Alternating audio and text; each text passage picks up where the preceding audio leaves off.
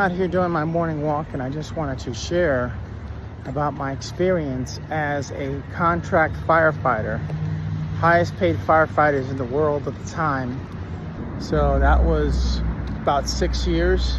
I actually did 5.5 years because there was a time where I took a break, but that was probably one of the hardest things I've done, because not only did I work with people that I didn't like, but I actually lived with them. When you're a firefighter, you live at the fire station, and you're pretty much you work. The way we did it is we worked 2 days on, 1 day off. Or sometimes we did 1 day on, 1 day off. So that means you work for a 24-hour period. You're there in case there's a fire, 24 hours on, and then 24 hours off. But a lot of the times, most of the times, 99% of the time, 98 to 99% of the time, we actually did nothing. And this would develop a lot of animosity, resentment, arguments, because people just, when they have nothing to do, they just gossip. And a lot of people just gossiped about each other, and people formed cliques. And I just wasn't the kind of person to be in a clique. You know, I like authentic people. I didn't like fake people, and there are a lot of fake people there.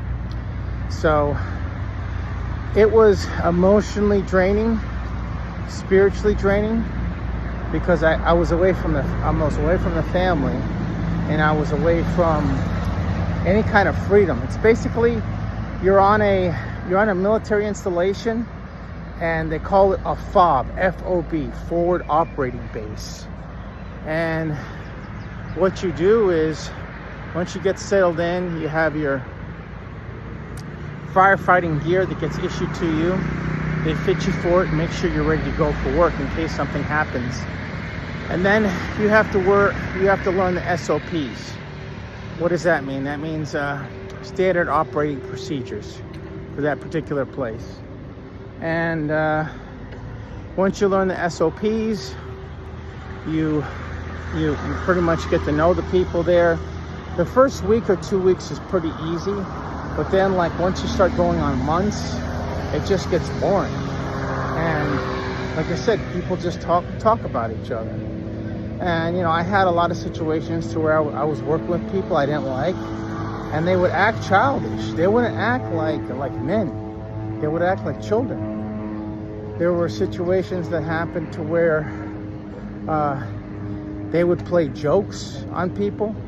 You know, they would come in and I mean, just do stupid things, like move somebody's stuff so they wouldn't have it. Or they would do stuff like, I had one situation where they would put empty liquor bottles in my room. You know, just stupid type of things. So that was some of the things. It's okay if somebody's unprofessional, but it's not okay when you have to work with them, and now you have to interact with this person. So that's some of the things that I noticed. Like as a fireman, it's a life safety job. So I had to, usually I was a driver or a crew chief, which means you have to check out the truck, get it ready for the next day. I mean, some of these guys, they were driving trucks that didn't even have any water in it. You know, they wouldn't even do the checkouts, and it was just like, it was just so much stuff to where it was really difficult to be in an environment where everybody's just selfish. Everybody's just looking out for themselves and not really caring about one another. There was a lack of leadership. On top of that, you get no privacy. So we lived, if you're working in the fire station, not only did you live there, you slept there for that 24-hour period. What does that mean? That means you're on a bunk bed and you have your radio on. So if you get called out and you got to go to respond to a fire, they would call it over the radio. And that's another thing too, because they didn't hire dispatchers, they would make firefighters go in and dispatch calls, which was another thing that that really stunk. Because if you worked in as a dispatcher, you work 12-hour shifts. Now, the positive thing was, and the reason why everybody was over there, is because you got like $5,000 every 2 weeks. This is back in 2006, 4, 5, 6, 2004, 2005, 2006.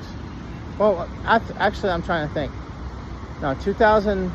Anyway, it was in the mid 2000s, 2006, 2007 time frame.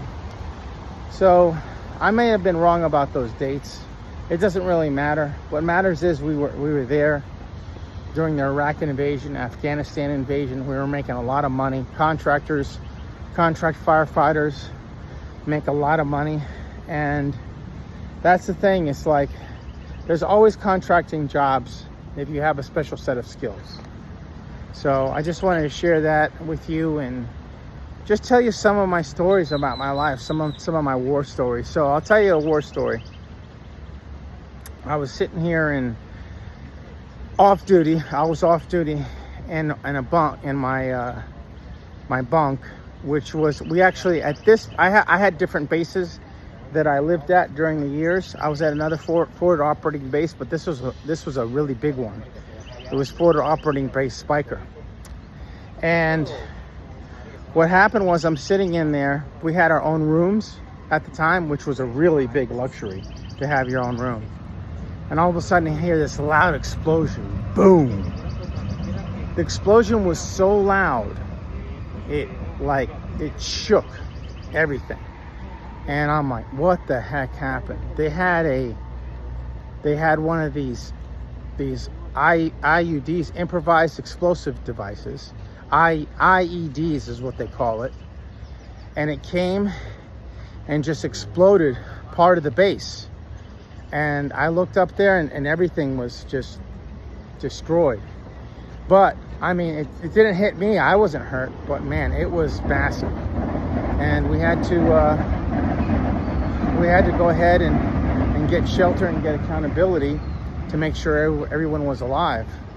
But this was very typical. This is very typical for them to try to bomb us, to try to throw bombs on us, and they would have incoming stuff. They would have alarms that said incoming.